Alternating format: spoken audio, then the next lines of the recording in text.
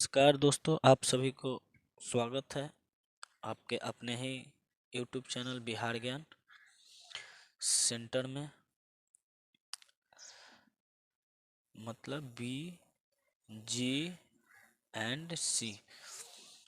यदि अभी तक इस चैनल को सब्सक्राइब नहीं किए हैं तो आप लोगों से रिक्वेस्ट है कि इस चैनल को सब्सक्राइब अवश्य कर लें, ताकि जो भी महत्वपूर्ण वीडियो हो आप तक सबसे पहले पहुंचे। वीडियो को अंत तक देखिए। यदि आपको अच्छा लगे तो आप शेयर, लाइक, सब्सक्राइब, कमेंट जरूर करें। आज का जो वीडियो है ये ऑब्जेक्टिव वीडियो है। इस वीडियो में ये है कि इतिहास का पूरा ऑब्जेक्टिव निचोड़ कर निकाला गया है। मित्रों, इस वीडियो को बनाने में बहुत मेहनत लगता है। आप लोगों से रिक्वेस्ट है कि इस वीडियो को लाइक जरूर करें। एक लाइक आप लोग अवश्य करें। यदि आपको लगता है कि हमने इस वीडियो के लिए मेहनत किया है तो और आपके लिए ये क्वेश्चंस लाभदायक हैं, तो आपके काम लायक हैं, तो एक बात और बता देना चाहता हूँ कि इस वीडियो में चाहे जितने भी क्वेश्चन हैं, इससे बाहर क्वेश्चन आपके एग्जाम में नहीं आएंगे, क्योंकि इतना निकाला गया है। इतिहास से लगभग 20 क्वेश्चन आते हैं ऑब्जेक्टिव में, और इसमें 95 क्वेश्चन सेट किया गया है। इस 95 क्वेश्चन से बाहर आज तक कभी पूछा ही नहीं है, क्योंकि हमने भी मतलब कई बैचों पढ़ाया है क्लास 10th का। तो हम कुछ एक्सपीरियंसेस हैं मेरे पास, जिसके थ्रू मैं इस क्वेश्चन को निकाल पाया हूँ। तो आप लोग इस क्वेश्चन को एक बार अवश्य पढ़ें और इस वीडियो को एक बार अंत तक अवश्य देखें, क्योंकि 20 नंबर का बात है भाई। एक बार अवश्य देखें। यदि क्वेश्चन अच्छा लगे तो आप लोग भाई को सपोर्ट कीजिएगा। चलते हैं, इस मैराथन को आज स्टार्ट करते हैं। देखते हैं कितने देरों में ख़त्म होगी। और इस मैराथन में आप लोग भी साथ दीजिए और कॉपी कलम लेकर के बैठिएगा, क्योंकि आंसर आप लोग मारते चलिएगा। देखिए कि इसमें से आपका कितना सही होता है। समझे कि नहीं? चलते हैं हम लोग इस मैराथन की ओर। मैराथन में आज हम लोग 95 क्वेश्चन करेंगे, और 95 का 95 से इस 95 क्वेश्चन से बाहर एग्जाम में नहीं आएगा। समझे कि नहीं? चलते हैं इतिहास का क्वेश्चन इसी तरह से हम ला देंगे। भूगोल का भी, लोकतांत्रिक का भी और अर्थशास्त्र का भी, तीनों का और ला देंगे। सारे का धीरे धीरे ऑब्जेक्टिव आप लोग को डाल देंगे। 2 नंबर वाले भी क्वेश्चन बना देंगे। चलते हैं क्वेश्चन की ओर हम लोग। क्वेश्चन नंबर पहला है, यहाँ पर आप लोग देख सकते हैं। क्वेश्चन नंबर पहला है कि रूस में कृषक दास प्रथा का अंत कब हुआ? रूस में कृषक दास, कृषक मतलब कृषि में दास प्रथा का एक एथी था, प्रचलन था। कहाँ? रूस में। मतलब नहीं, वो ऐसा होता है बंधुआ मजदूर जैसा, दास बना कर रखना। तो उसका अंत कब हुआ? ऑप्शन ए है 1861, ऑप्शन बी है 1862, ऑप्शन सी है 1863, ऑप्शन डी है 1864। तो आप लोग बताइए क्या होगा इसका सही उत्तर। बोलिए मित्रों, क्या होगा इसका सही उत्तर? जो होगा ए होगा 1861। 1861 कृषक, रूस में कृषक दास प्रथा का अंत कब हुआ था? 1861 में। रूस में कृषक दास प्रथा का अंत 1861 में। वीडियो बहुत लंबा होगा, इसलिए हम लोग थोड़ा जल्दी जल्दी चलेंगे। चलते हैं क्वेश्चन नंबर 2 की ओर। क्वेश्चन नंबर 2 है, यहाँ पे देख सकते हैं कि इटली और जर्मनी वर्तमान में किस महादेश के अंतर्गत आते हैं? अच्छा, सबसे पहले इस क्वेश्चन को उत्तर देने से पहले बताइए कि महादेश कितने हैं। कमेंट में आप लोग अवश्य बताएं कि महादेशों की संख्या कितनी है। आप लोगों से रिक्वेस्ट है, आप लोग कमेंट में बताएं। जिनको मालूम है वो बताएं कि महादेशों की संख्या कितनी है। तो यहाँ पे आपको 4 महादेश दिखाई दे रहे हैं। इसमें ऑप्शन ए जो है उत्तरी अमेरिका, ऑप्शन बी जो है दक्षिणी अमेरिका, ऑप्शन सी है यूरोप, ऑप्शन डी है एशिया। कहता है कि इटली और जर्मनी वर्तमान में जो अभी किस महादेश के अंतर्गत आते हैं, तो इसका आंसर सही होगा सी, यूरोप महादेश में आते हैं। इटली एवं जर्मनी कहाँ आता है, यूरोप। ये एशिया के बगल में ही है, यूरोप एशिया महाद्वीप के बगल में ही है यूरोप महाद्वीप, यूरोप में आता है। इटली एवं जर्मनी किस महादेश के अंतर्गत आते हैं, तो यूरोप के। ये क्वेश्चन बार बार पूछा है, इटली और जर्मनी किस महादेश में, वर्तमान में किस महादेश में आते हैं, तो यूरोप महादेश में। इटली, जर्मनी, वो फ्रांस उरांस, ये सब इसी में आते हैं, यूरोप में। यूरोप के राष्ट्रवाद आप जब चैप्टर पढ़िएगा तो सारे देशों के बारे में वर्णन किया गया, ऑस्ट्रिया, प्रासा, तुर्की, ये सब। चलते हैं क्वेश्चन नंबर 3 की ओर। क्वेश्चन नंबर 3 है कि फ्रांस में किस शासक वंश की पूर्ण स्थापना वियना कांग्रेस द्वारा की गई थी। मतलब वियना कांग्रेस एक सम्मेलन हुआ था, उसके द्वारा किस शासन वंश की फिर से स्थापना की गई थी। ऑप्शन नंबर ए है हैबर वंश, आलिया वंश, बुर्बो वंश, जारशाही। तो जिन्होंने पढ़ा है तो फ्रांस में पूर्ण स्थापना वियना कांग्रेस के द्वारा जो हुआ था वो है बुर्बो वंश। बुर्बो वंश की फिर से स्थापना हुई थी और फिर से इसका राज आया था। वहाँ कहाँ, फ्रांस में फिर से ये लोग राज चलाए थे। चलते हैं क्वेश्चन नंबर 4 की ओर। आप लोग आंसर मारते जाइएगा अपना, आप लोग बाद में मिलाइएगा कितना सही है। क्वेश्चन नंबर 4 है कि मेजनी का संबंध किस संगठन से था। मेजनी का संबंध किस संगठन से था। लाल सेना से, कार्बोनरी से, फिलिक हेटारिया से कि डायट से। मेजनी का संबंध किस संगठन से था, बताइए मित्रों।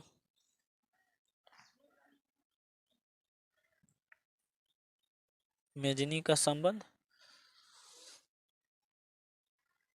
किस संगठन से था। मेजनी का संबंध किस संगठन से था। हम चलते हैं अगले क्वेश्चन की ओर, क्योंकि ये क्वेश्चन का उत्तर हम नहीं बताएंगे, आप लोग कमेंट करके बताइएगा। चलते हैं क्वेश्चन नंबर 5 की ओर। वो क्वेश्चन इतना इम्पोर्टेंट है, वो इतना बार क्वेश्चन पूछ चुका है कि क्या बताने के लिए। बहुत बार, जितना बार हम जब गेस्ट पेपर खोले थे तो वो क्वेश्चन नंबर 4 जो है कई बार पूछ चुका है। हमने देखा है एक ही साल में दोनों पाली में पूछे हुए हैं। क्वेश्चन नंबर 5 है कि इटली और जर्मनी के एकीकरण के विरुद्ध निम्न में कौन था। इंग्लैंड था कि रूस था कि ऑस्ट्रिया था कि फ्रांस था, बताइए मित्रों। इटली और जर्मनी के जब राष्ट्रवाद हो रहा था वहाँ पे, उसके विरुद्ध में कौन देश खड़ा था कि नहीं नहीं करने देंगे, बताइए मित्रों। ऑप्शन नंबर सी होगा ऑस्ट्रिया। इटली और जर्मनी के एकीकरण से इसको बहुत दुख था, मियाँ बीबी को मिलने से इसको बहुत ज़्यादा दुख था, समझे कि नहीं। ऑस्ट्रिया को बहुत खचरा था, ससुर नहीं चाहता था कि इटली और जर्मनी के एकीकरण हो। चलते हैं क्वेश्चन नंबर 6 की ओर। क्वेश्चन नंबर 6 है कि काउंट कबूर को विक्टर इमैनुअल ने किस पद पर नियुक्ति किया। काउंट कबूर जो था बहुत अच्छा एक राजनीतिक था। ये विक्टर इमैनुअल जो था ये इसको आगे चेहरा बनाए हुआ था, किसको, काउंट कबूर को, कि तुम चेहरा बन के उस पद पे रहना और जो हम बताएंगे वही करना। इसको ये अपने से चुनाव में इसको अपने से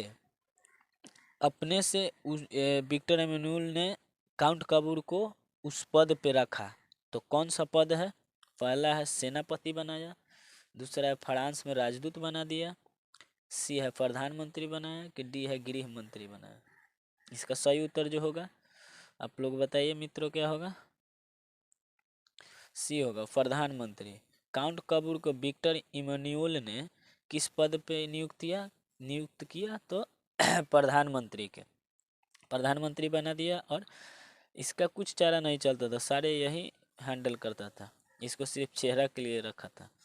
चलते हैं क्वेश्चन नंबर 7। क्वेश्चन नंबर 7 है कि गैरिबाल्डी पेशे से क्या था?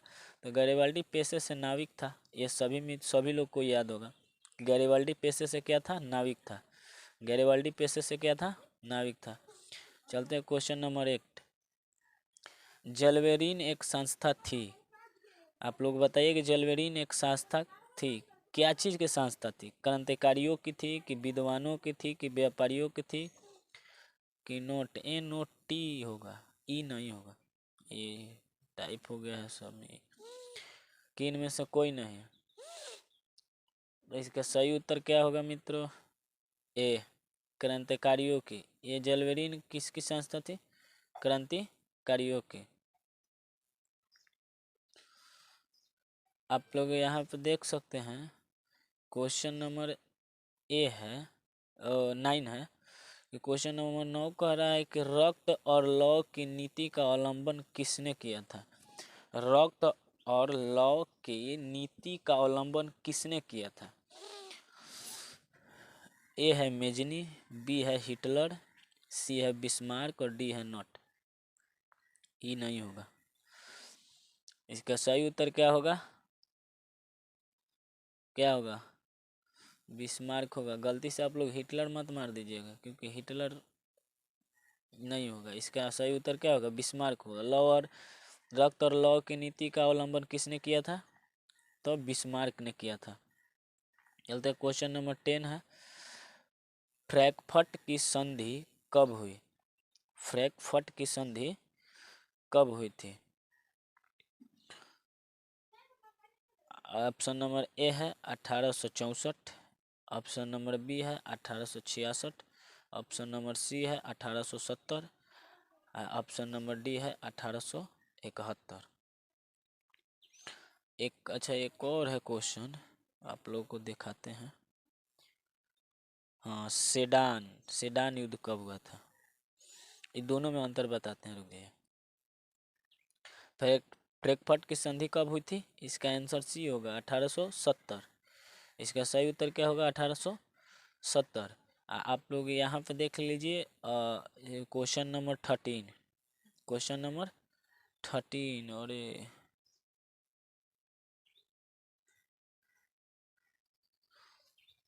क्वेश्चन नंबर 13 यहाँ क्या हो रहा है? क्वेश्चन नंबर 13 आप लोग यहाँ पे देख सकते हैं, सेडान युद्ध कब हुआ था? तो सेडान युद्ध हुआ था 1871 में। सेडान युद्ध कब हुआ था? 1871 में। सेडान युद्ध कब हुआ था? 1871 में। यदि पूछेगा कि फ्रैंकफर्ट की संधि कब हुई थी, तो 1870। 1870 में फ्रैंकफर्ट की संधि। और सेडान 71। सेडान कब? 71। सेडान 71। आप लोग दोनों में कन्फ्यूजन होता है, तो इसलिए आप लोग याद रखिएगा। सेडान का युद्ध कब होता है? 1871। 1870 में फ्रैंकफर्ट की संधि। चलते क्वेश्चन नंबर 11 की ओर। 11 है कि यूरोप वासियों के लिए किस देश का साहित्य और ज्ञान विज्ञान प्रेरणा स्रोत रहा?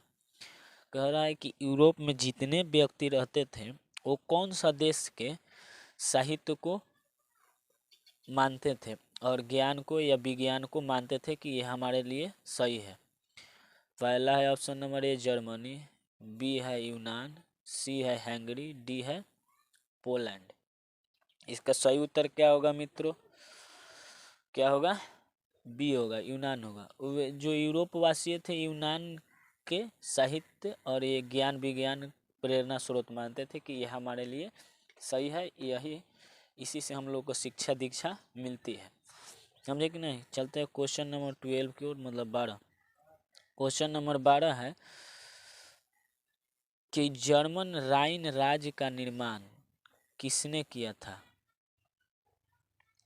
जर्मन राइन राज्य का निर्माण किसने किया था?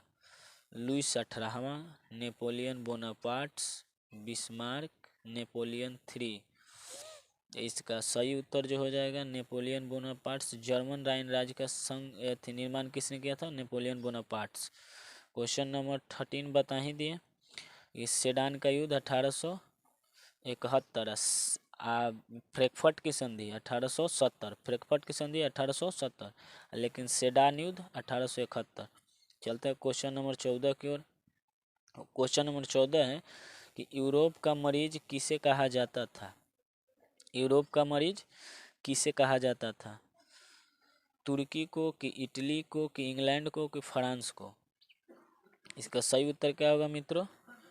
तुर्की। तुर्की को क्या कहते थे? यूरोप का मरीज। तुर्की को क्या कहते थे? यूरोप के मरीज। यूरोप का मरीज किसे कहते थे? तुर्की को। तुर्की को यूरोप का मरीज कहते थे। चलते हैं क्वेश्चन नंबर 15। क्वेश्चन नंबर 15 है कि रूस में जार का अर्थ क्या होता था? रूस में जो है जार, जार मतलब राजा को कहते थे। तो राजा को हम लोग पीने पीने का बर्तन तो नहीं कह सकते हैं। रूस का सामंत, सामंत भी नहीं कह सकते हैं। सम्राट, सम्राट मतलब राजा हो सकता है, सम्राट अशोक। तो रूस के जार को क्या कहा जाता? रूस में जार का अर्थ क्या होता था? सम्राट। रूस में जार का अर्थ रूस का सम्राट। रूस में जार का अर्थ क्या होता है? रूस का सम्राट। चलते हैं क्वेश्चन नंबर 16। क्वेश्चन नंबर 16 है कार्ल मार्क्स का जन्म कहाँ हुआ था? कार्ल मार्क्स का जन्म कहाँ हुआ था? किस देश में? जर्मनी में हुआ था, या पोलैंड में हुआ था, कि फ्रांस में हुआ था, कि इनमें से कोई नहीं? नोट। तो इसका सही उत्तर जो हो जाएगा जर्मनी होगा, क्योंकि कार्ल मार्क्स का जन्म कहाँ हुआ था? जर्मनी में। कार्ल मार्क्स का जन्म जर्मनी में हुआ था। आप लोग याद रखिएगा, कार्ल मार्क्स का जन्म जर्मनी में हुआ था। ये क्वेश्चन बार बार पूछता है। साम्यवादी शासन का पहला युग कहाँ हुआ था? प्रयोग होगा, प्रयोग, प्रयोग होगा तो प्रयोग लिखा गया। यहाँ पे दोनों काट के प्रयोग लिख सकते हैं। पहला प्रयोग कहाँ हुआ था? पहला प्रयोग कहाँ हुआ था? तो रूस में। साम्यवादी शासन का पहला प्रयोग कहाँ हुआ था? रूस में। साम्यवादी मतलब सभी को समान अधिकार, समान धन दौलत, पूंजीवादी जैसा नहीं। अभी हम लोग का जो है भारत में है जो अर्थव्यवस्था है, मिश्रित अर्थव्यवस्था है। ये एक प्रकार का ये साम्यवादी विचारधारा है।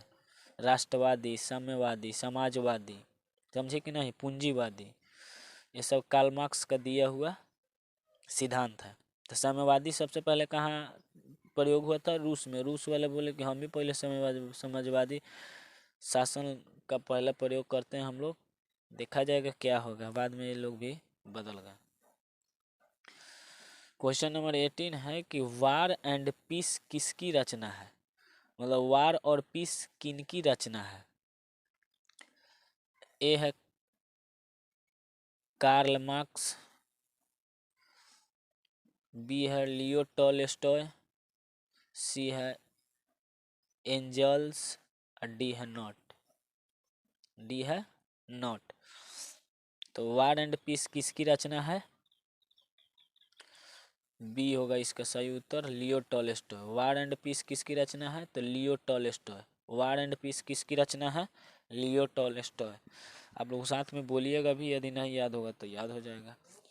वार एंड पीस किसकी रचना है? तो लियो टॉलस्टॉय। चलते क्वेश्चन नंबर 19 की ओर। क्वेश्चन नंबर 19 है कि बोल्शेविक क्रांति कब हुई? बोल्शेविक क्रांति कब हुई? फरवरी 1917, नवंबर 1917, अप्रैल 1917, इनमें से कोई नहीं। इसे नवंबर क्रांति के भी नाम से जाना जाता है। नवंबर की क्रांति। कौन सा क्रांति? नवंबर क्रांति। तो ये सिंपल सा बात है, इसको नवंबर क्रांति के नाम से जाना जाता है। तो ये नवंबर 1917 में हुआ होगा। तो बोल्शेविक क्रांति के एक दूसरे नाम से जाना जाता है, कौन क्रांति? नवंबर क्रांति, इसीलिए ये नवंबर में हुआ था। अब बोल्शेविक क्रांति 1917 में हुआ था, नवंबर 1917, नवंबर 1917 में कौन? बोल्शेविक क्रांति है। इसी को क्या बोलते हैं? नवंबर क्रांति। इसी को क्या बोलते हैं? नवंबर क्रांति। इसी को क्या बोलते हैं? नवंबर क्रांति। चलते हैं क्वेश्चन नंबर 20 की ओर। 20 में है कि लाल सेना का गठन किसने किया था? लाल सेना का गठन किसने किया था? ए है कार्ल मार्क्स, बी है स्टालिन, सी है ट्रॉट्स्की और डी है इनमें से कोई नहीं। तो लाल सेना का गठन जो किया था उसका नाम है ट्रॉट्स्की। इसका क्या नाम है? ट्रॉट्स्की। एक क्वेश्चन पीछे छोड़े हैं कि मेजनी का संबंध किससे था, तो आप लोग को समझ में आ गया होगा कि किससे था। आप लोग कमेंट करके बताइएगा। जब ट्रॉट्स्की का संबंध है लाल सेना से, लाल सेना का गठन किसने किया था? ट्रॉट्स्की ने। तो वहाँ बचा हुआ एक ही है, कार्बोनरी। तो कार्बोनरी का संबंध किससे था? मेजनी का संबंध किससे था? कार्बोनरी से। यदि आप लोग कमेंट कर दिए तो अच्छा बात है, नहीं किए हैं तो जान लीजिए। क्वेश्चन नंबर 5 था ना, 5 नंबर क्वेश्चन को आप लोग देखिएगा, आंसर नहीं बताए हैं, उसका कार्बोनरी होगा। क्योंकि बता देते हैं, बच्चों को ऐसा लगेगा कि लाल सेना का गठन ट्रॉट्स्की किया था। चलते हैं क्वेश्चन नंबर 21। लेनिन की मृत्यु कब हुई थी? लेनिन जो था कब मर गया था? लेनिन 1924 में मर गया। ये लेनिन की मृत्यु कब हुई? 1924। इसको कई बार ऑस्ट्रेलिया से खेदा गया, 2-3 बार आ गया। लेनिन की मृत्यु 1924। लेनिन कब मर गया था? 1924 में। लेनिन की मृत्यु कब हुई थी? 1924। लेनिन की मृत्यु 1924। चलते हैं क्वेश्चन नंबर, ये भी 21 है दोनों। लेनिन की मृत्यु 1924, डबल हो गया है इसी का। चलते क्वेश्चन नंबर 22। ब्रेस्टे लिटवस्क, ब्रेस्टे लिटवस्क की संधि किस देश के बीच हुआ था? कौन कौन देश के बीच हुआ था? अच्छा, संधि का मतलब होता है समझौता। एक बात आप लोग याद रखिएगा, इस संधि का मतलब क्या होता है? समझौता। संधि का मतलब क्या होता है? समझौता। संधि का मतलब समझौता। तो बोल रहा है कि ब्रेस्ट लिटवस्क, ब्रेस्ट लिटवस्क संधि किस किस देश के बीच हुआ था? मतलब कौन कौन देश के बीच समझौता हुआ था? ए था रूस और इटली, बी था रूस और फ्रांस, सी था रूस और इंग्लैंड और डी था रूस और जर्मनी।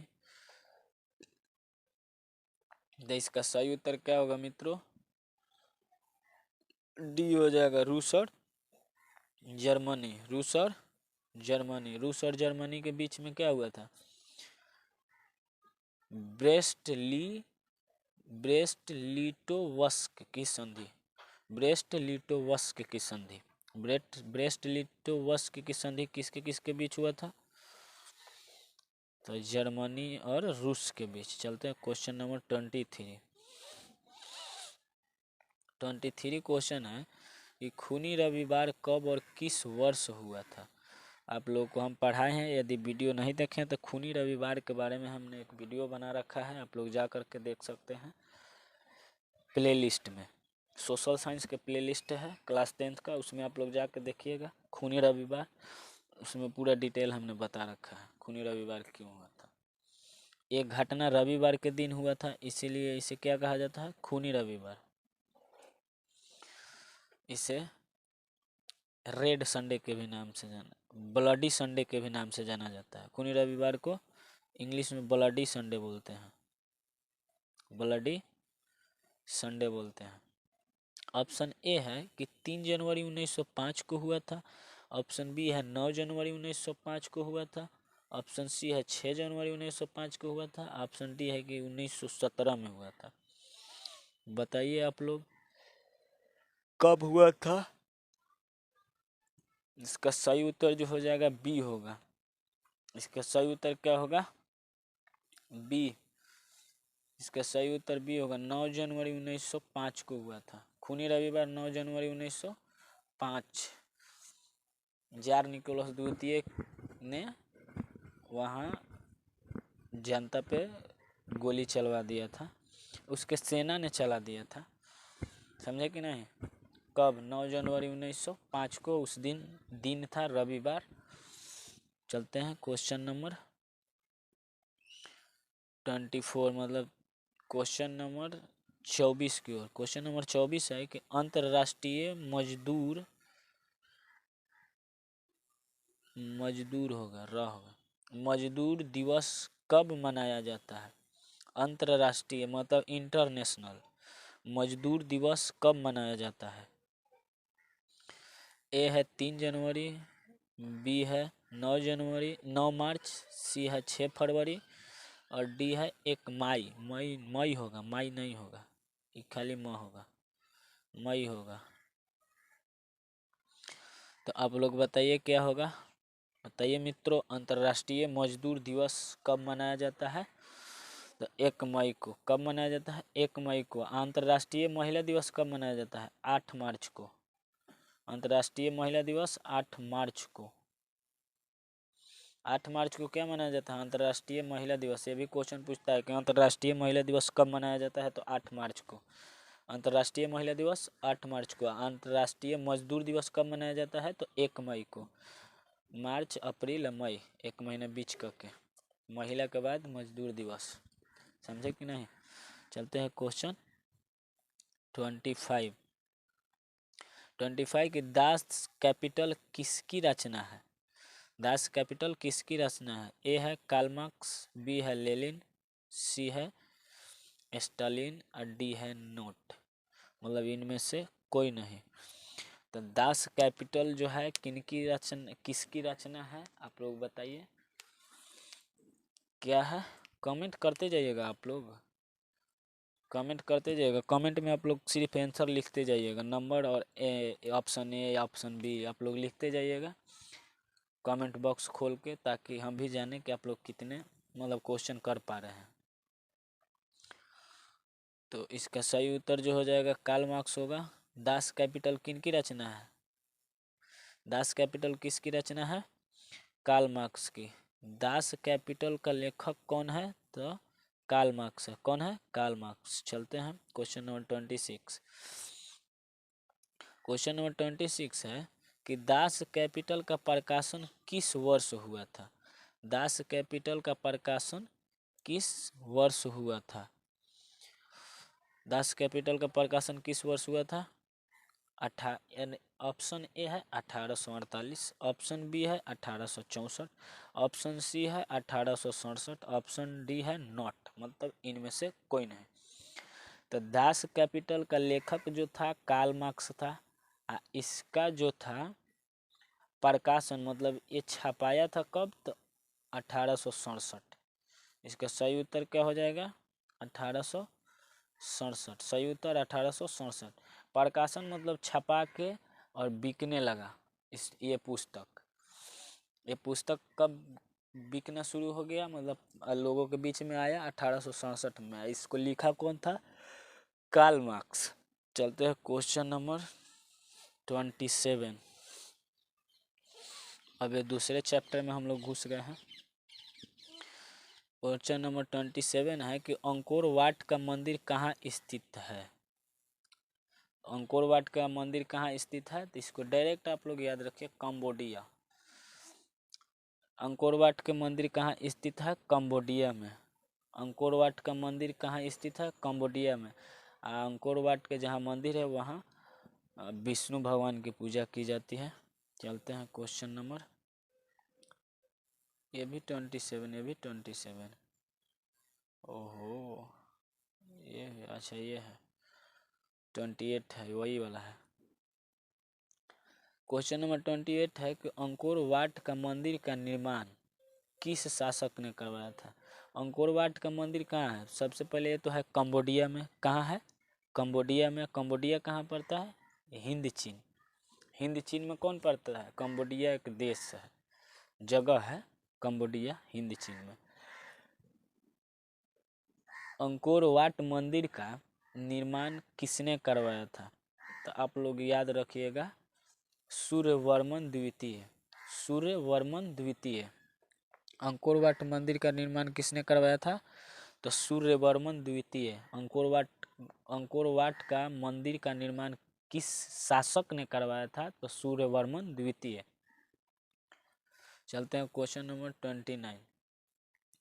कहता है कि अंकोर वाट में किस हिंदू देवता का मंदिर है? अंकोर वाट में किस हिंदू देवता का मंदिर है? तो अभी बताया है कि अंकोर वाट में जो मंदिर है वहाँ भगवान विष्णु की पूजा होती है, वो इन्हीं का मंदिर है। अंकोर वाट में किस हिंदू देवता के मतलब मंदिर है?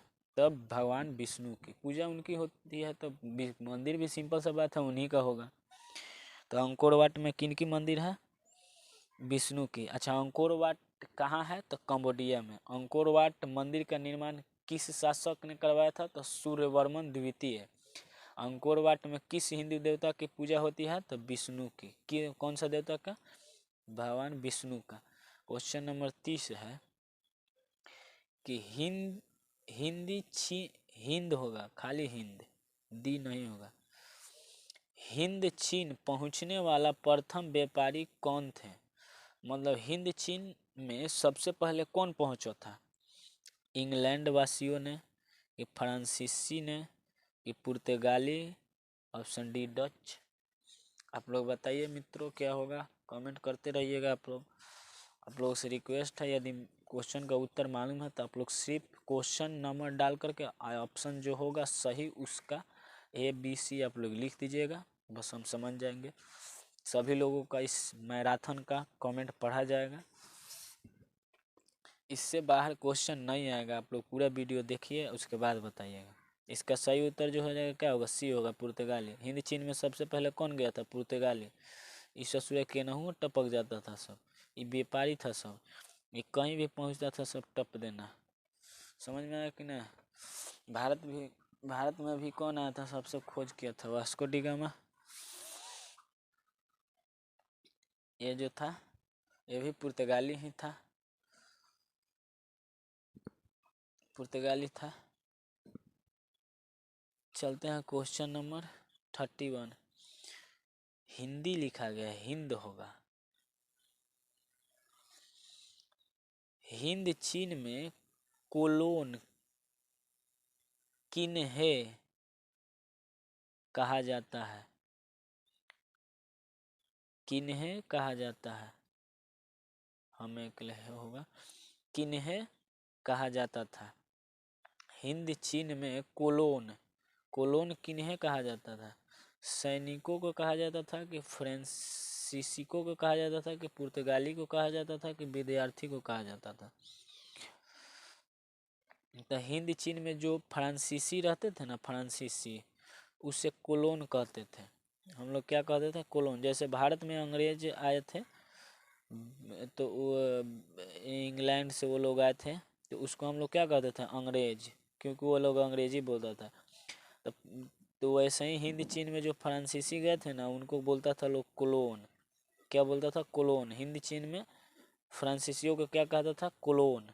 चलते हैं क्वेश्चन नंबर 32 है कि the history of the loss of Vietnam किसने लिखा? The history of the loss of Vietnam किसने लिखा? हो ची मिन, कि त्रिउ, कि फान बोई चाऊ, डी नॉट। इस ससुर लोग का नाम वो क्वेश्चन देता है, हो ची मिन। हम लोग जब हम लोग 10th क्लास में थे तो इसको याद किए थे। इसका ऑप्शन सी होगा, the history of the loss of Vietnam का लेखक कौन है? फान बोई चाउ। हम लोग याद किए थे कि धान बोई होई चाउ। The history of the loss of Vietnam के लेखक धान बोई होई चाउ, फान बोई चाउ, फान बोई चाउ नाम है ससुर के, देख लो। हो ची मिन, अरे ससुर नाम के। Phan Boi Chau. The history of the loss of Vietnam किसने लिखा था? तो फान बोई चाउ। चलते हैं हम लोग क्वेश्चन नंबर 33 की ओर। 33 नंबर क्वेश्चन है कि जेनेवा समझौता कब हुआ। जेनेवा समझौता कब हुआ। ऑप्शन ए है 1948, ऑप्शन बी है 1950, ऑप्शन सी है 1954, ऑप्शन डी है नॉट। आप लोग बताइए कि जेनेवा समझौता कब हुआ। जेनेवा समझौता कब हुआ।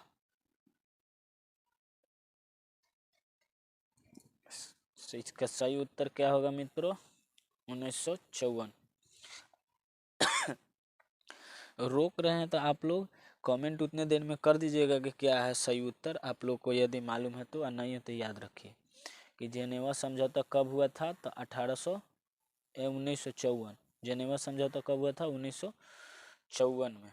जेनेवा समझौता कब हुआ था, 1954 में। चलते क्वेश्चन नंबर 34 की ओर। 34 में है कि नरोत्तम सिन्हानुक कहाँ का शासक थे। नरोत्तम सिन्हानुक कहाँ के शासक थे। ऑप्शन ए है वियतनाम, ऑप्शन बी है लाओस, ऑप्शन सी है थाईलैंड, ऑप्शन डी है कंबोडिया। तो इसका सही उत्तर जो हो जाएगा कंबोडिया होगा, क्योंकि जो पढ़ा होगा उसको मालूम है कि नरोत्तम सिन्हानुक कहाँ का शासक था। तो कंबोडिया का। कहाँ का, कंबोडिया का। सूर्यवर्मन द्वितीय भी कंबोडिया में शासन किया था। उसी के शासनकाल में क्या बनाया गया था, अंकोर वाट का मंदिर। अंकोर वाट का मंदिर कहाँ है, कंबोडिया में। चलते हैं क्वेश्चन नंबर 35। 35 है, क्वेश्चन नंबर 35 है कि ब्रह्म समाज की स्थापना किसने की। ब्रह्म समाज की स्थापना किसने की। ए है राजा राम मोहन राय, बी है दयानंद सरस्वती, सी है विवेकानंद, डी है रामकृष्ण परमहंस। इसका सही उत्तर हो जाएगा ए राजा राम मोहन राय। ब्रह्म समाज की स्थापना राजा राम मोहन राय। ब्रह्म समाज की स्थापना राजा राम मोहन राय। ये ब्रह्म समाज की स्थापना किसने किया था, राजा राम मोहन राय। बार बार पूछता है। ब्रह्म समाज की स्थापना राजा राम मोहन राय। चलते हैं हम लोग क्वेश्चन नंबर 36। 36 है कि फूट डालो और राज करो की नीति किसने अपनाई। सिंपल सा इस क्वेश्चन का उत्तर अंग्रेजों ने क्या अपनाई, फूट डालो और राज करो। मतलब एक दूसरे में फूट डालो और राज करो। तो आप लोग ये पढ़े लिखे व्यक्ति हैं, आप लोग फूटिएगा मत, नहीं तो दूसरा कोई राज करके चला जाएगा। जैसे 200 साल अंग्रेजों ने राज किया है हमारे देश पे। चलते हैं क्वेश्चन नंबर 37। 37 है कि सिपाही विद्रोह कब हुआ था। 37 है कि सिपाही विद्रोह कब हुआ था। 1855, 1857, 1885, 1887। आप लोग बताइए मित्रों इसका सही उत्तर क्या होगा। कई बार क्वेश्चन पूछा भी है कि सिपाही विद्रोह कब हुआ था। तो सिपाही विद्रोह जो हुआ था इसका सही उत्तर जो होगा 1857 होगा। सिपाही विद्रोह कब हुआ था, 1857 में। सिपाही विद्रोह 1857 में। सिपाही विद्रोह 1857। चलते हैं बंगाल। 38 नंबर क्वेश्चन है कि बंगाल का विभाजन कब हुआ था। बंगाल का विभाजन कब हुआ था।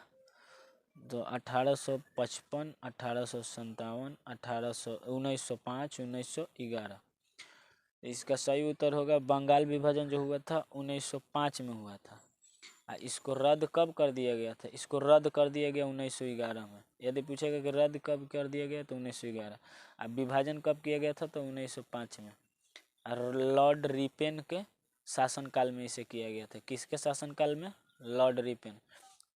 यही याद रखिएगा ना, इसी पे यही पूछता है कि बंगाल का विभाजन कब हुआ तो 1905 में। बंगाल का विभाजन कब हुआ, 1905 में। बंगाल से ही कट कर हमारा बिहार जो है बना हुआ है। समझे कि नहीं।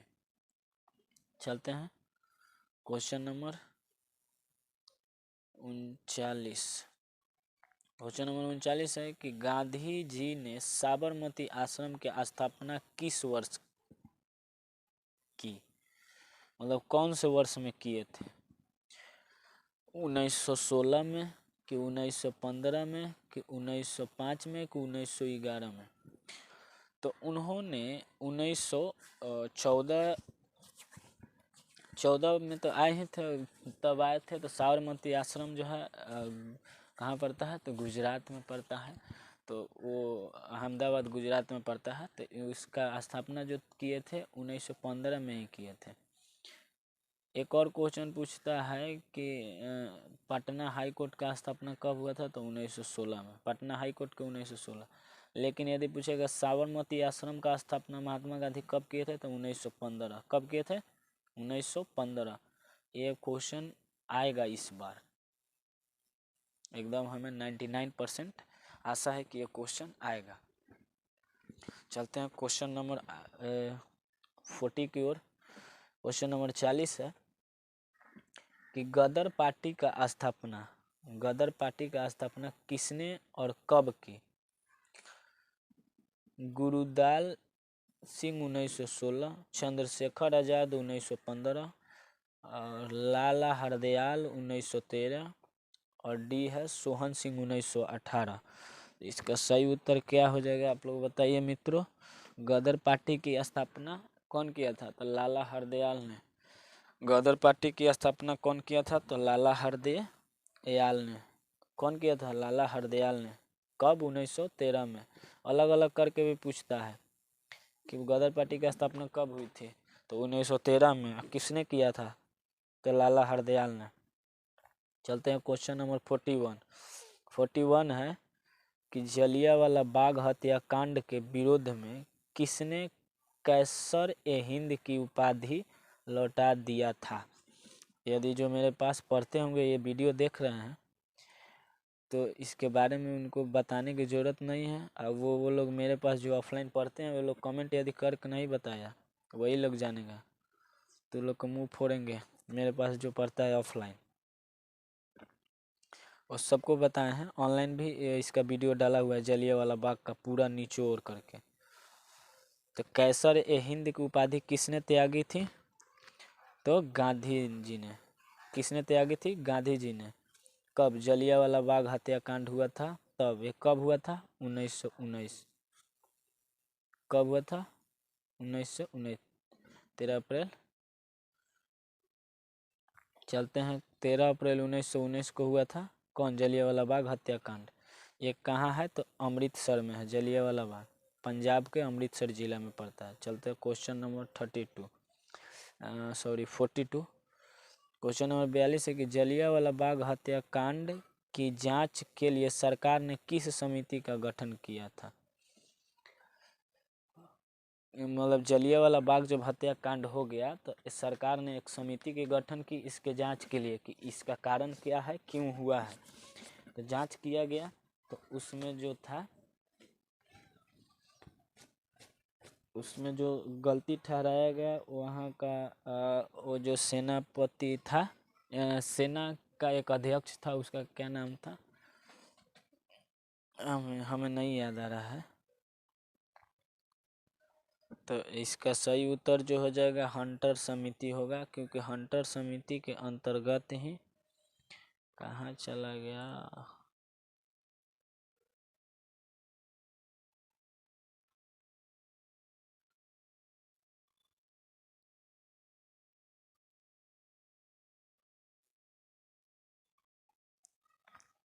जलियांवाला बाग हत्याकांड की जांच के लिए सरकार ने किस समिति के गठन की थी, तो हंटर समिति। इस समिति में जो जनरल डायर था, वो अपना कबूल किया था जुर्म, कि हाँ हमने पहले ही से तय करके गया था कि वहाँ गोली चलाना है, और निहत्थे भारतीयों पर वो जनरल डायरवा ने ससुरा गोली चलवा दिया। उसमें बहुत सारे लोगों को मौत हो गया। समझे कि नहीं। चलते हैं क्वेश्चन नंबर 43 है कि चौरी चौरा कांड कब हुआ था। तो चौरी चौरा कांड कब हुआ था, 5 फरवरी 1922 को। चौरी चौरा कांड 5 फरवरी 1922। चौरी चौरा कांड 5 फरवरी 1922 को हुआ था। ये लोग अपडेट आप लोग डायरेक्ट याद रखें, क्योंकि ये सब क्या है कि हमेशा ये क्वेश्चन दिमाग में रहना चाहिए। आप लोग अब एग्ज़ाम का बाकी है कुछ ही दिन, यदि नहीं भी याद होगा तो एक एक क्वेश्चन का अच्छे से याद कर लीजिएगा आप लोग। क्वेश्चन नंबर 44 है कि गांधी को महात्मा की उपाधि, यहाँ की होगा, यहाँ क्या होगा, की होगा, महात्मा की उपाधि किसने दी थी? ऑप्शन ए है रविंद्रनाथ टैगोर, बी है मोतीलाल नेहरू, सी है गोखले, डी है नोट। गोखले उनके गुरु थे, गोपाल कृष्ण गोखले। तो उनको महात्मा की उपाधि किसने दी थी? रविंद्रनाथ टैगोर ने। कब दिया था? जब बिहार आए थे तब उन्होंने इनको क्या कहा था? महात्मा। बिहार आए थे तब। चलते हैं क्वेश्चन नंबर 45। क्वेश्चन नंबर 45 है कि चौरी चौरा कांड के बाद महात्मा गांधी ने किस आंदोलन को वापस लिया? तो चौरी चौरा कांड किस आंदोलन, जो कौन सा आंदोलन चल रहा था तो हुआ था? तो असहयोग आंदोलन चल रहा था। तो इसको क्या किए? वापस ले लिए। उन्होंने दुखी हो गया। चौरी चौरा कांड में क्या किया? सबकी पुलिस ने लाठीचार्ज किया ना, तो क्या किया कि थाने में जाके आप सब घुस के मार उड़ के सब कई गो को पुलिस उलिस के जरा दिया, सब तेले छीट के। समझे कि नहीं? तो चौरी चौरा कांड 5 फरवरी 1922 को हुआ था। इसके चलते असहयोग आंदोलन महात्मा गांधी क्या किए? स्थगित कर दिए, बंद कर दिए। कहीं बोले कि हिंसा नहीं करना है, और ये हिंसा हो गया। और चौरी चौरा कहाँ पड़ता है अभी वर्तमान में? यूपी में। कहाँ पड़ता है चौरी चौरा? तो यूपी में।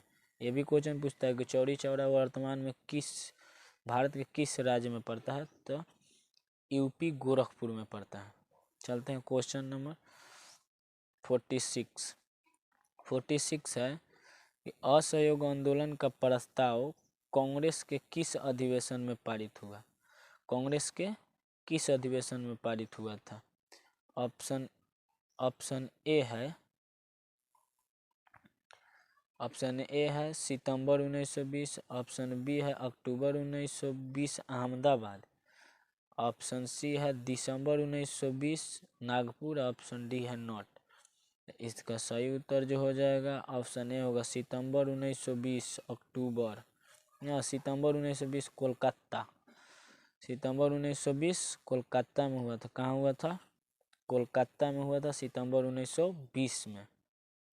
चलते हैं क्वेश्चन नंबर 47। क्वेश्चन नंबर 47 है कि महात्मा गांधी ने किस पत्रिका का संपादन किया? किस पत्रिका का संपादन किया मित्रों, बताइए। डायरेक्ट आंसर बताइए आप लोग। Young India. महात्मा गांधी ने किस पत्रिका को संपादन किया? Young India. उन्होंने एक यंग इंडिया पत्रिका का संपादन किया था। क्वेश्चन नंबर 48 है कि सविनय अवज्ञा आंदोलन किस यात्रा से शुरू हुआ? किस यात्रा से? दांडी से। कहाँ से? दांडी। 1930 दांडी। सविनय अवज्ञा आंदोलन किस यात्रा से शुरू किया गया था? तो 1930 दांडी से।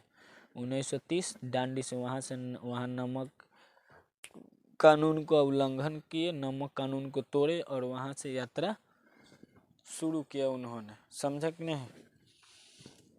चलते हैं question number 49।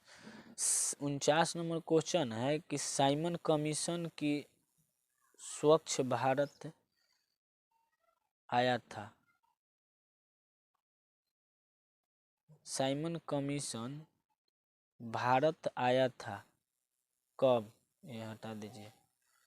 Simon commission Bharat कब आया था? 1920 में आया था कि 1928 में कि 1930 में कि इनमें से कोई नहीं? इसका सही उत्तर हो जाएगा 1928। साइमन कमीशन 1927 में बना था। कहाँ बना था? इंग्लैंड में। इंग्लैंड में उस समय बना था। समझे कि नहीं? इसका पूरा डिटेल भी हम बताए हैं, वीडियो आप लोग एक बार देख लीजिएगा यदि नहीं मालूम है तो, यदि पढ़ना चाहते हैं तो। साइमन कमीशन कब आया था भारत? 1928 में। चलते हैं क्वेश्चन नंबर 50। क्वेश्चन नंबर 50 है कि सविनय अवज्ञा आंदोलन कब शुरू हुआ? सविनय अवज्ञा आंदोलन कब हुआ था? 1920 में, 1928 में, 1930 में। डी है नॉट, इनमें से कोई नहीं। इसका सही उत्तर आप लोग बताइए मित्रों कमेंट करके जल्दी जल्दी थोड़ा। कौन सा होगा? ऑप्शन सी, 1930 में सविनय अवज्ञा आंदोलन हुआ था। असहयोग आंदोलन 1920 से लेके 1922 तक। असहयोग आंदोलन 1920 से 22 तक। सविनय अवज्ञा आंदोलन 1930 में। सविनय अवज्ञा आंदोलन 1930 में। चलते हैं क्वेश्चन नंबर 51। पूर्ण स्वराज की मांग का प्रस्ताव कांग्रेस के किस वार्षिक अधिवेशन में पारित हुआ? मतलब पूर्ण स्वराज की मांग कब रखा गया? तो वही साइमन कमीशन जब आया था ना 1928 में, तो मोतीलाल नेहरू को लतिया दिया था। कौन? वहाँ के जो था क्या बोलते हैं,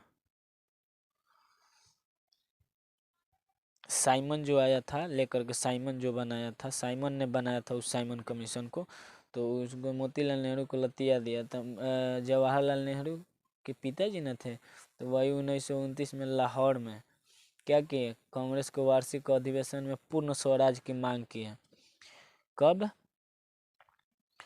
1929 लाहौर में, कि अब हमें पूर्ण स्वराज चाहिए, हमें नहीं चाहिए, हमें स्वतंत्रता नहीं, हमें पूर्ण अपना स्वराज चाहिए। समझे कि नहीं? बहुत बेइज्जती हुए थे वहाँ जवाहरलाल नेहरू। 52 नंबर क्वेश्चन है कि नमक कानून भंग करने के लिए गांधी जी ने किस स्थान को चुना? मतलब कहाँ नमक कानून उन्होंने भंग किया था? रेलगांव में, दांडी में, कि साबरमती कि अमरावती? इसका सही उत्तर दांडी होगा। क्या होगा? दांडी। दांडी में उन्होंने क्या किया था? नमक कानून को तोड़ा, वहीं से क्या किया? यात्रा को शुरू किया, सविनय अवज्ञा आंदोलन चालू किया। चलते हैं क्वेश्चन नंबर 53। क्वेश्चन नंबर 53 है कि गांधी जी ने सत्याग्रह का पहला पर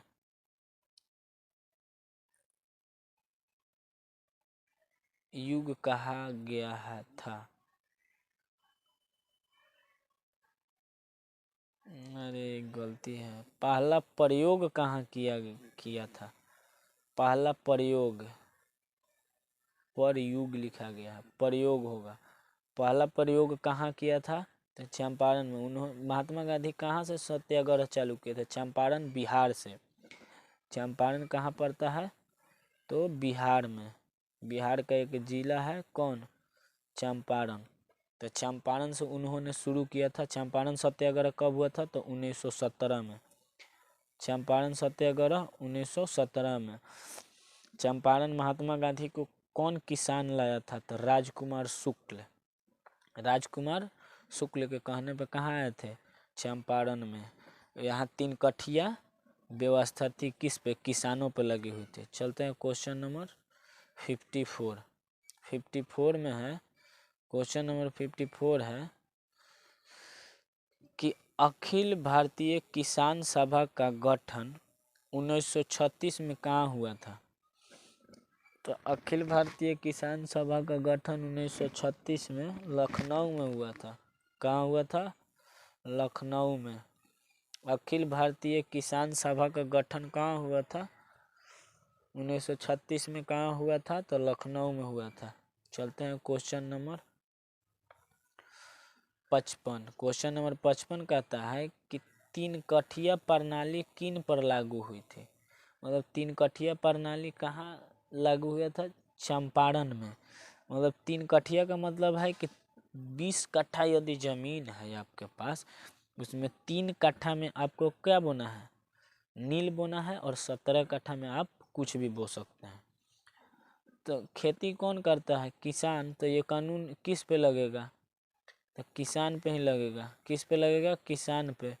तो 3 कठिया व्यवस्था किस पे लागू किया गया था? तो किसानों पे। और वहाँ के किसान, नील के खेती करने से जमीन क्या हो जाता है? बंजर हो जाता था। किसान बहुत अनसा गए थे।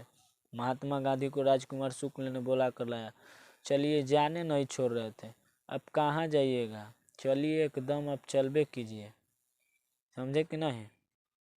चलते हैं क्वेश्चन नंबर 56 में। 56 मतलब 56 नंबर क्वेश्चन है कि वल्लभ भाई पटेल को सरदार की उपाधि किस किसान आंदोलन के दौरान दी गई। किस वल्लभ भाई पटेल को का जो है सरदार लगता है पहले कि सरदार वल्लभ भाई पटेल, वो सरदार है नहीं लेकिन उनके नाम का आगे लगता है सरदार वल्लभ भाई पटेल। तो इस उपाधि को किसने दिया था और किस आंदोलन में दिया था। पहला है बारदोली, दूसरा है अहमदाबाद किसान आंदोलन, सी है खेरा किसान आंदोलन, डी है चंपारण किसान आंदोलन। इसका सही उत्तर क्या होगा, बारदोली किसान आंदोलन। बारदोली किसान आंदोलन में जो थी औरत लोग जो थी वल्लभ भाई पटेल को सरदार की उपाधि दी थी। इनको क्या बोला था, सरदार वल्लभ भाई पटेल। बारदोली सत्याग्रह। अब बारदोली किसान आंदोलन से ही इन्होंने आंदोलन का नेतृत्व करना चालू किया था। यह भी यदि क्वेश्चन पूछेगा कि वल्लभ भाई पटेल किस किसान आंदोलन से आंदोलन करना चालू किया था, नेतृत्व करना चालू किया था, तो बारदोली।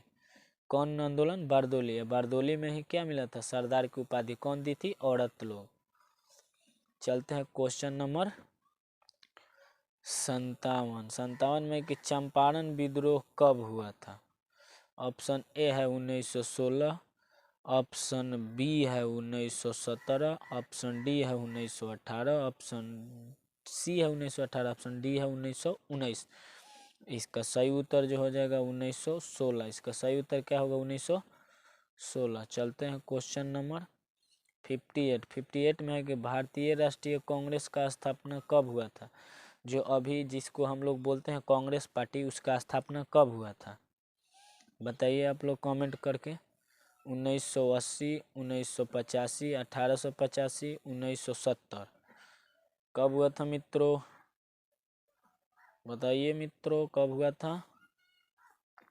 1885 में। कब हुआ था, 1885। कब हुआ था, 1885। जो अभी है कांग्रेस, सोनिया गांधी, सब राजीव गांधी, राहुल गांधी, जो बेचारा अभी तक कुंवारे हैं, प्रधानमंत्री बनने का स्वप्न देख रहे हैं। जो ये जो पार्टी है उसका स्थापना जो हुआ था 1885 में हुआ था। ये हमारे देश का सबसे पुराना पार्टी है। कौन, कांग्रेस, भारतीय राष्ट्रीय कांग्रेस।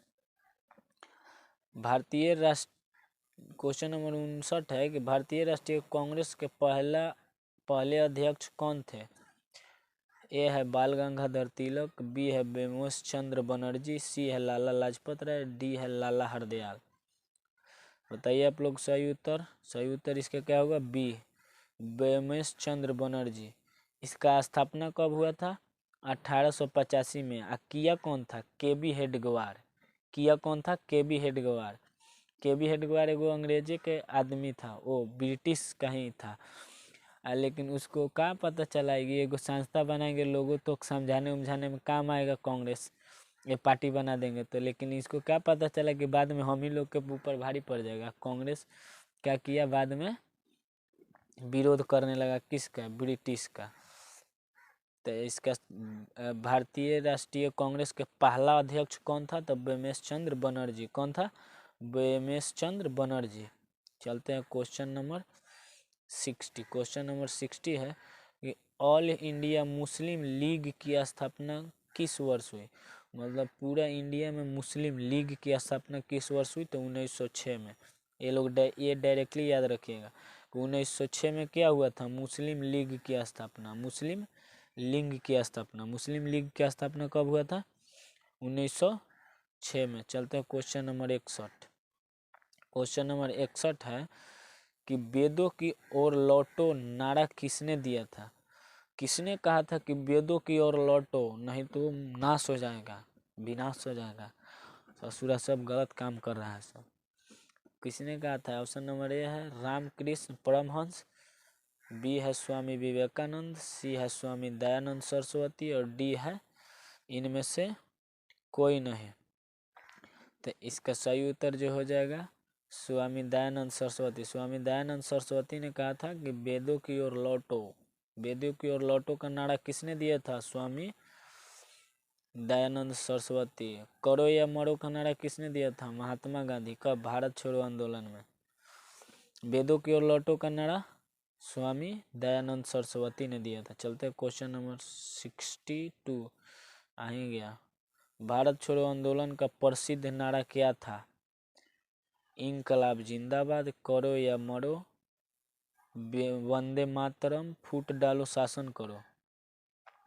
इसका सही उत्तर जो हो जाएगा करो या मरो। भारत छोड़ो आंदोलन में जब अंग्रेज को भगाना था तो महात्मा गांधी बोले कि करो या मरो, इस लोग को हटाना है, ये लोग को हटाओ नहीं तो काम खराब हो जाएगा, एकदम जियल मुश्किल हो गया। नहीं तो कर नहीं तो मर, मार के मुँगावे कने के ससुर सपत्ति कैले उसे। समझ में आया कि ना? करो या मरो का नारा भारत छोड़ो आंदोलन में दिया गया था, प्रसिद्ध नारा था। क्वेश्चन नंबर 63 है कि राष्ट्रीय स्वयं सेवक संघ की स्थापना कब और किसने की? गुरु गोवालकर 1928, के.बी. हेडगेवार 1925, सी चित्तरंजन दास 1929, डी नोट। अच्छा, राष्ट्रीय कांग्रेस, भारतीय राष्ट्रीय कांग्रेस के संस्थापक के.बी. हेडगेवार बताए थे, गलत है, एनी बेसेंट होगा। दिमाग में मेरा क्या चल रहा था कि बोल दिया, एनी बेसेंट होगा उसका संस्थापक। इस राष्ट्रीय स्वयं सेवक संघ के संस्थापक थे के.बी. हेडगेवार। राष्ट्रीय स्वयं सेवक संघ के संस्थापक थे कौन? के.बी. हेडगेवार। कब हुआ था स्वयं सेवक संघ की स्थापना? तो 1925। देखिएगा, डायरेक्टली भी पूछ देता है कि राष्ट्रीय स्वयं सेवक संघ की स्थापना कब हुई थी? तो 1925 में। कब हुई थी या किसने किया था, दोनों पूछेगा तो के.बी. हेडगेवार और 1925 में। कौन सिर्फ किया था? तो के.बी. हेडगेवार। 3 क्वेश्चन इसमें बन सकता है, पूछा भी है अलग अलग करके। क्वेश्चन नंबर 64 है कि सेफ्टी लैंप का आविष्कार किसने किया था? सेफ्टी लैंप का आविष्कार, सेफ्टी लैंप का आविष्कार किसने किया था? क्रॉम्पटन, जेम्स, बी है जेम्स हारग्रीव्स, सी है हेम्फ्री डेवी और डी है नोट। तो इसका सही उत्तर क्या होगा मित्रों? सेफ्टी लैंप का आविष्कार किसने किया था? तो हेम्फ्री डेवी ने। किसने किया था? हेम्फ्री डेवी ने। सेफ्टी लैंप का आविष्कार हेम्फ्री डेवी। सेफ्टी लैंप का आविष्कार हेम्फ्री डेवी। सेफ्टी लैंप का आविष्कार हेम्फ्री डेवी। चलते हैं क्वेश्चन नंबर 65। वाष्प चालित रेल इंजन का आविष्कार किया था, कौन किया था? Crompton, James Hargreaves, Humphrey Davy की डी जॉर्ज स्टीफन। तो वाष्प चालित रेल इंजन, वाष्प से चलने वाला रेल इंजन का आविष्कार किसने किया था? तो जॉर्ज स्टीफन। कौन किया था? George Stephen. वाष्प चालित रेल इंजन का आविष्कार किसने किया था? तो जॉर्ज स्टीफन। George Stephen. चलते हैं क्वेश्चन नंबर 66। 66 है कि Tata iron and steel company का स्थापना की गई। जो अभी टाटा के जो आता है ना स्टील, टाटा का लोहा छड़, टाटा का गाड़ी, तो उस समय Tata iron and steel company था। तो टाटा का स्टील कंपनी का स्थापना कब किया गया था? जिसका अभी एमडी है रतन टाटा जी, हमारे देश का महान बिजनेसमैन। इसका स्थापना 1910 में हुआ था। बी बता रहा है 1907, कि सी 1854, कि डी 1923। तो Tata iron and steel company का स्थापना कब हुआ था मित्रों? कब हुआ था? 1907 में। कब हुआ था? 1907 में। Tata iron and steel company की स्थापना 1907 में। चलते हैं क्वेश्चन नंबर 67। रावल किला लोहा इस्पात उद्योग है, कहाँ है? रावल किला कहाँ है? बहुत लोग जानते होंगे रावल किला कहाँ है? वहाँ इस्पात उद्योग है। तो इस्पात उद्योग कहाँ है? Option A Orissa, option B Jharkhand, option C Madhya Pradesh, option D Paschim Bengal. इसका सही उत्तर क्या होगा मित्रों? इसका सही उत्तर क्या होगा? उड़ीसा।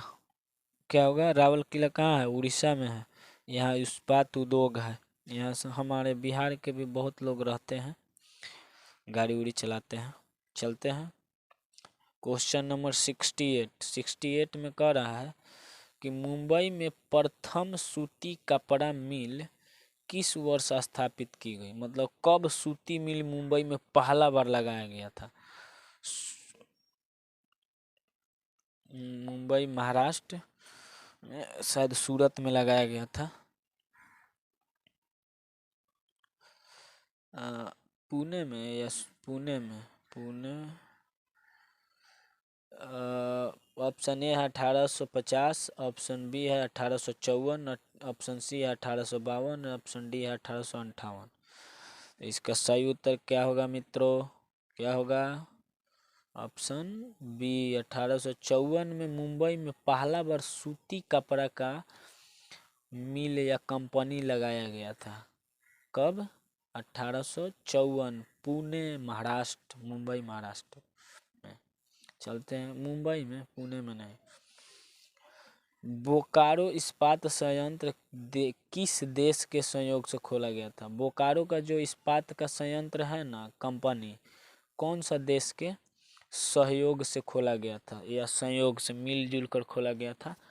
तो रूस के संयोग से वो क्या खोला गया था? बोकारो इस्पात संयंत्र रूस के संयोग से खोला गया था। चलते क्वेश्चन नंबर 70। भारत में पहली सूती मिल कहाँ स्थापित की गई? तो पहला बार 1854 में किया गया था। कहाँ? 1854 में मुंबई में। कहाँ? मुंबई में। कहाँ? मुंबई। भारत में सूती मिल कब पहला बार? 1854 में। कहाँ? तो मुंबई में। सूती मिल मुंबई में। और कहाँ? कब? 1854 में। क्वेश्चन नंबर 71 है कि इंग्लैंड में सभी स्त्री एवं पुरुषों को वयस्क मताधिकार कब प्राप्त हुआ? मतलब वयस्क मताधिकार का मतलब होता है कि सभी स्त्री पुरुष को वोट देने का अधिकार इंग्लैंड में किस वर्ष प्राप्त हुआ? तो आप लोग यदि पढ़े होंगे तो हम पढ़ाए भी हैं। मेरे ऑफलाइन में हमने ऑनलाइन भी एक वीडियो डाला है, आप लोग नहीं देखें तो जा कर के देख सकते हैं कि स्त्री और महिला और पुरुषों को वोट देने का अधिकार सबसे पहले कहाँ प्राप्त हुआ था। बी है 1881, सी है 1918, डी है 1932। तो इसका सही उत्तर क्या होगा मित्रों? सी 1918 में इंग्लैंड में स्त्री और पुरुष दोनों को वोट देने का अधिकार था, हो गया। अब पहले क्या था? पुरुष लोग का था। कैसा पुरुष? वैसा पुरुष जो पूंजीपति है, जिसके पास धन दौलत है, वही वोट दे सकता था। ऐसा पुरुष नहीं जो मजदूर वर्ग में आते हैं। तो ये तो अन्याय है, ये लोकतंत्र का विरोध है। आप लोग वे लोग करते थे, ये तो गलत बात है। सभी लोग को, सभी पुरुष महिला को वोट देने का अधिकार है। तो 1918 में इंग्लैंड में दिया गया। चलते हैं क्वेश्चन नंबर 72। कह रहा है कि भारत में पहला फैक्ट्री कानून किस वर्ष बना? पहला फैक्ट्री कानून किस वर्ष बनाया गया था? 1838 में कि 1881 में कि 1918 में कि 1932 में? सही उत्तर क्या होगा मित्रों? आप लोग बताइए आप लोग, सही उत्तर क्या होगा?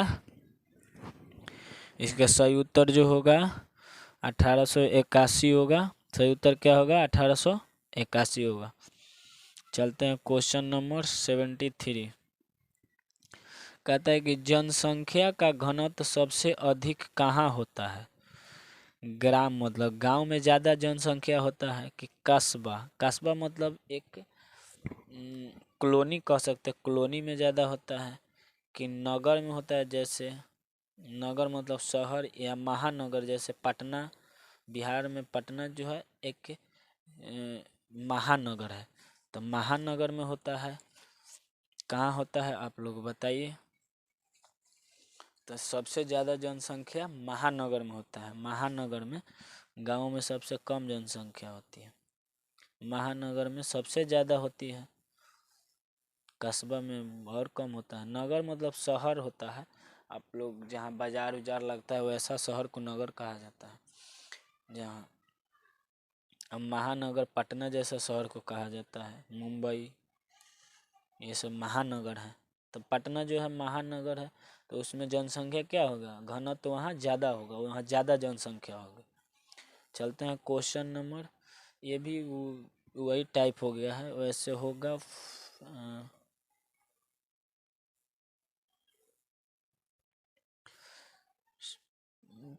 73 ही है, वो भी टाइप हुआ था। तो पूंजीपति वर्ग के द्वारा किस वर्ग होगा, किस वर्ग का शोषण हुआ, श्रमिक वर्ग का हुआ कि मध्यम वर्ग का हुआ कि कृषक वर्ग का हुआ कि सभी वर्ग का हुआ। तो पूंजीपति वर्ग के द्वारा श्रमिक वर्ग पर क्या हुआ, शोषण किया जा रहा था। किस वर्ग पे, श्रमिक वर्ग पे। पूंजीपति काम करने के लिए बुला रहे थे और वहाँ रहने वहने के लिए एकदम बेकार कमरा, खराब कचरा वाला जगह पर रखते थे और काम भी करवाते थे ज़्यादा देरी, और तनख्वाह भी क्या देते थे, कम देते थे। ऐसा नहीं करना चाहिए, तो शोषण है ही। चलते हैं क्वेश्चन नंबर 74 है कि लंदन में अनिवार्य प्राथमिक शिक्षा कब लागू हुआ। वहाँ मतलब प्राथमिक शिक्षा का मतलब होता है क्लास 1 से लेकर के 5 तक, ये प्राथमिक शिक्षा कहलाता है। और 6 से लेकर के 8 तक मिडिल, और 9 10 हाई स्टैंडर्ड। समझ में आया कि नहीं। तो लंदन में अनिवार्य शिक्षा कब मिली थी, तो 1855 में लागू हुआ था। 1855 में प्राथमिक शिक्षा की शुरुआत हुई थी। कब हुई थी लंदन में, 1855 में, समझ लीजिए। चलते हैं क्वेश्चन नंबर 75। पटना में जो गोल घर की उद्देश्य से, किस उद्देश्य से बनाया गया है, किस उद्देश्य से बनाया गया है, सैनिक को रखने के लिए। पटना में गोल घर जो बनाया गया है, काहे के लिए बनाया गया, सैनिक को रखने के लिए, कि अस्त्र शस्त्र को रखने के लिए बनाया गया है, कि अनाज रखने के लिए बनाया गया है, कि पूजा करने के लिए। पटना गोल घर जो गए होंगे या पटना के जो होंगे वो लोग, सभी लोग जानते होंगे कि वहाँ क्या होता है, अनाज रखा जाता है। क्या रखा जाता है, अनाज रखा जाता है। तो पटना के गोल घर को अनाज रखने के लिए बनाया गया है। क्या चीज़ रखने के लिए, अनाज रखने के लिए। जो पटना के होंगे वो जानते होंगे, जो नहीं है आप लोग जान लीजिए कि अनाज रखने के लिए बनाया गया है। कहता है कि सिखों के 10वें और अंतिम गुरु श्री गोविंद सिंह का जन्म बिहार के किस नगर में हुआ था। श्री गुरु गोविंद सिंह का जन्म पटना में हुआ था। और सिखों के 10वें गुरु कौन है, तो गुरु गोविंद सिंह। सिखों के 10वें गुरु गुरु गोविंद सिंह, और अंतिम गुरु भी हैं। इनका जन्म पटना में हुआ था, पटना में गुरुद्वारा भी है। महात्मा बुद्ध को ज्ञान की प्राप्ति कहाँ हुई, महात्मा बुद्ध की ज्ञान की प्राप्ति कहाँ हुई, राजगीर में, बोधगया में, वैशाली में, सारनाथ में। तो इनको ज्ञान की प्राप्ति जहाँ हुई वो है बोधगया। बोधगया में पीपल के पेड़ के नीचे इन्हें ज्ञान की प्राप्ति हुई। ये सारनाथ में सबसे पहले गए थे, वहाँ पे क्या करने के लिए, तपस्या करने के लिए। तो एक औरत बोली कि क्या यहाँ झूठों का तपस्या कर रहे हो, ज्ञान की प्राप्ति करना है तो ऐसे जगह को चुनो जहाँ से मोक्ष की प्राप्ति हो। भगवान बुद्ध ने कहा तब बिहार सही है, इसलिए आप लोग को भी बिहार से मोक्ष की प्राप्ति हो सकती है। महावीर स्वामी को भी मोक्ष की प्राप्ति बिहार से ही हुई है। आप लोगों को भी मोक्ष की प्राप्ति कहाँ से होगी, बिहार से ही होगी। अब मेरा तो होगा ही बिहार से, हम लोग को तो बिहार से ही मोक्ष की प्राप्ति होगी। मोक्ष का मतलब होता है वैसा ज्ञान के प्राप्ति जहाँ आत्मा जो है परमात्मा से स्वयं मिले, वैसे ज्ञान की प्राप्ति। समझे कि नहीं। चलते हैं क्वेश्चन नंबर 78। सासाराम नगर का विकास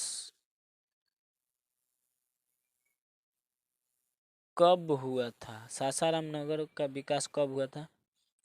तो मध्य युग में हुआ था कि प्राचीन युग में हुआ था कि आधुनिक युग में, कि इनमें से कोई नहीं? इसका सही उत्तर जो हो जाएगा मध्य युग होगा। मध्य युग में सासाराम नगर का विकास हुआ था। सासाराम नगर का विकास मध्य युग में। चलते क्वेश्चन नंबर 79। प्राचीन काल में किस स्थान मार्ग से एशिया और यूरोप का व्यापार होता था? एशिया और यूरोप का व्यापार कौन सा मार्ग से होता था? ऑप्शन ए है सूती मार्ग, ऑप्शन बी है रेल मार्ग, ऑप्शन सी है उत्तर पथ, ऑप्शन डी है नॉर्थ। तो आप लोग बताइए मित्रों, किस मार्ग से एशिया और यूरोप का होता था? तो बी, ऑप्शन बी रेशम मार्ग। एशिया और यूरोप का व्यापार किस मार्ग से होता था? रेशम मार्ग। रेशम मार्ग मतलब ये रास्ता का नाम है रेशम मार्ग। मार्ग मतलब क्या होता है? रास्ता, पथ। चलते हैं क्वेश्चन नंबर 80। क्वेश्चन नंबर 80 है कि आधुनिक युग में अर्थव्यवस्था क्षेत्र में होने वाली सबसे बड़ी क्रांति कौन सी है? अर्थव्यवस्था मतलब अर्थव्यवस्था गरीबी को दूर करने के लिए जो है किस क्रांति सबसे अच्छा है, सबसे बड़ी है, सबसे अच्छा हुआ? वाणिज्य क्रांति, कि औद्योगिक क्रांति, कि साम्यवादी क्रांति, कि इनमें से कोई नहीं? बताइए मित्रों कौन होगा? इसमें से कौन सा उत्तर होगा? तो औद्योगिक क्रांति। कौन सा होगा? औद्योगिक क्रांति, बी।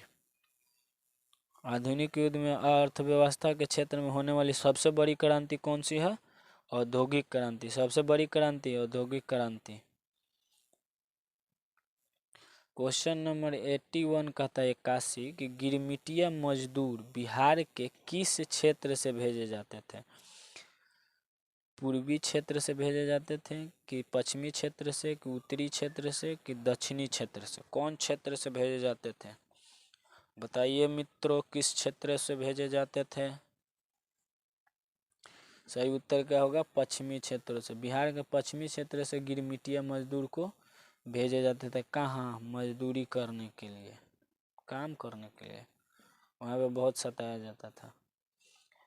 विश्वव्यापी आर्थिक संकट किस वर्ष हुआ था? विश्वव्यापी, विश्व में सबसे बड़ा आर्थिक संकट कब हुआ था? 1914, 1919, 1929, 1927। कब हुआ था? 1929 में बहुत बड़ा संकट आया था। एक बोझा पैसा लेके जा रहा था जर्मनी के, तो काटे पत्थर चल गया था। बहुत ज़्यादा तेजे बन रहा था। एक ठेला पैसा लेके जाते, एगो परोठी कीन के ले, वहाँ ऐसा हो गया था। सब आर्थिक संकट में बहुत भारत के भी हालत दयनीय हो गए थे, समझे कि नहीं? क्योंकि उस समय क्या था? अंग्रेजों का शासन था। चलते हैं क्वेश्चन नंबर 82 83 83 है 83 की WTO वर्ल्ड ट्रेड ऑर्गेनाइजेशन, विश्व व्यापार संगठन इसका हिंदी होता है WTO। तो विश्व व्यापार संगठन की स्थापना किस वर्ष की गई?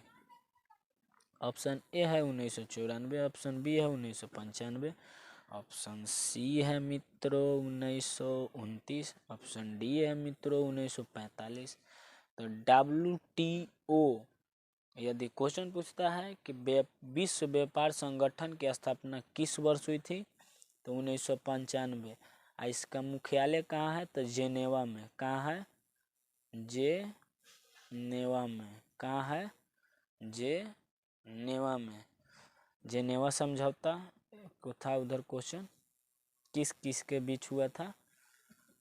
तो रूस और जर्मनी के बीच। क्वेश्चन कहता है कि भूमंडलीकरण की शुरुआत किस दशक में हुई? भूमंडलीकरण 90 की दशक में, कि 70 की दशक में, कि 60 की दशक में, कि 80 की दशक में? इसका सही उत्तर हो जाएगा जो मित्रों 90 की दशक में। चलते हैं क्वेश्चन नंबर 85। कहता है कि विश्व व्यापार संगठन का मुख्यालय कहाँ है? बताइए आप लोग कमेंट करके, ठक से ना पीछे बताए हैं, जल्दी बताइए। कहाँ है? जेनेवा में। कहाँ है? जेनेवा में। इसका स्थापना कब हुआ था? तो 1995 में। स्थापना कब हुआ था? तो 1995 में। अब मुख्यालय कहाँ है WTO का? जेनेवा में। मुख्यालय कहाँ है? जेनेवा में। चलते क्वेश्चन नंबर 86। कागज का आविष्कार किस देश में हुआ था? कागज का आविष्कार, जिस कागज पे हम लोग लिखते हैं, किस देश में हुआ था?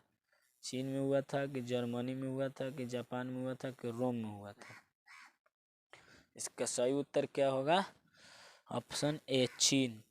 ये ससुर लोग आज से लगभग 1900 साल पहले ही कागज का आविष्कार कर दिया था लोग।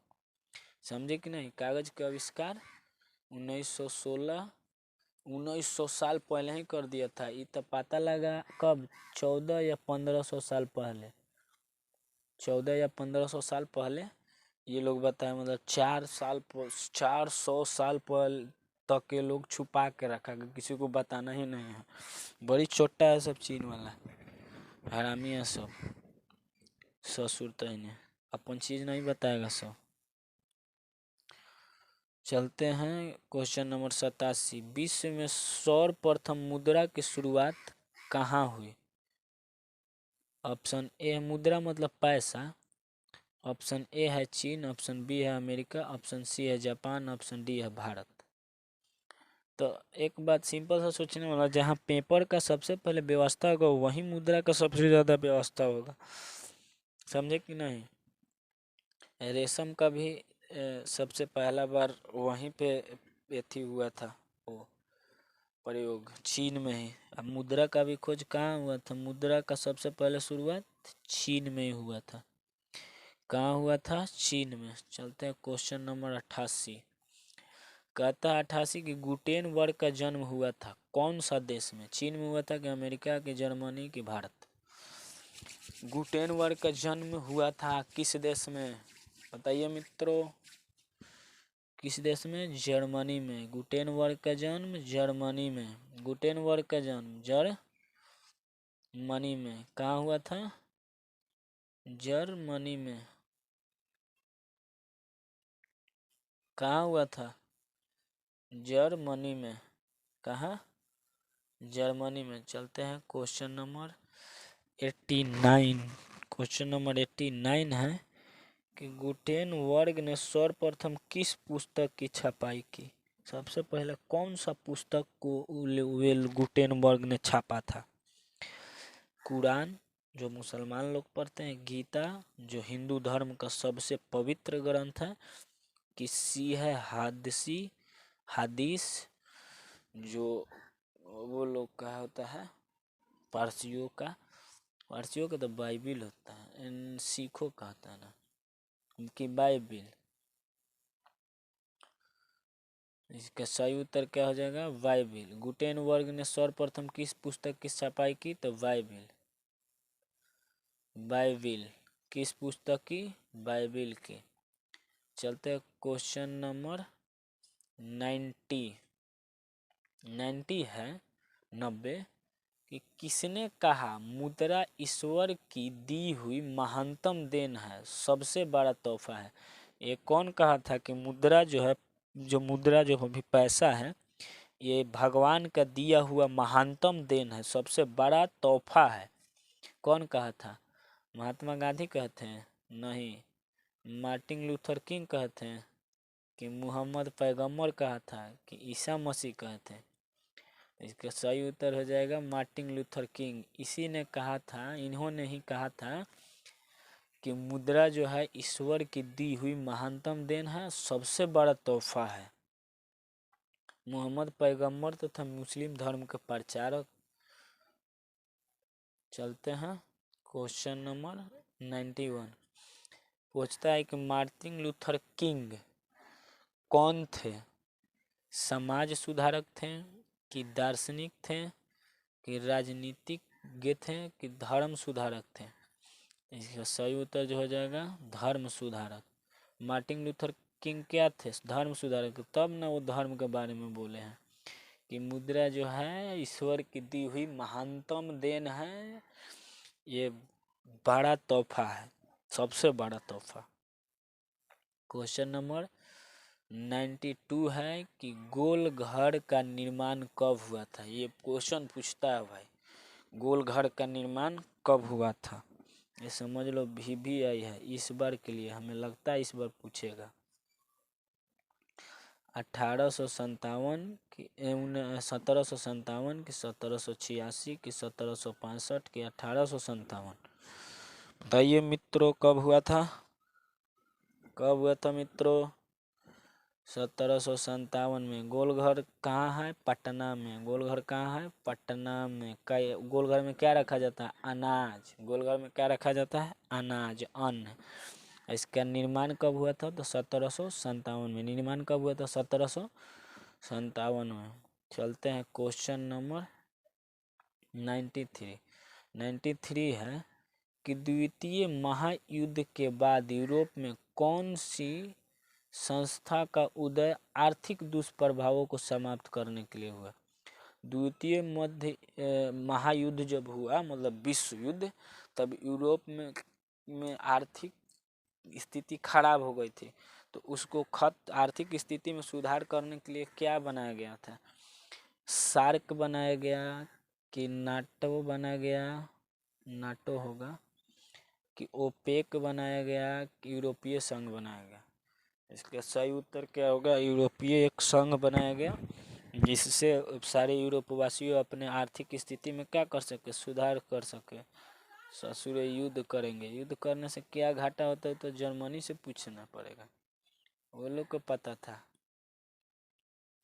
क्वेश्चन नंबर 94 कहता है 94 कि संजय गांधी जैविक उद्यान किस नगर में स्थित है?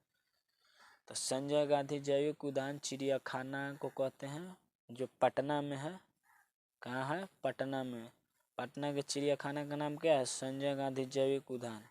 संजय गांधी जैविक उद्यान। समझे कि नहीं?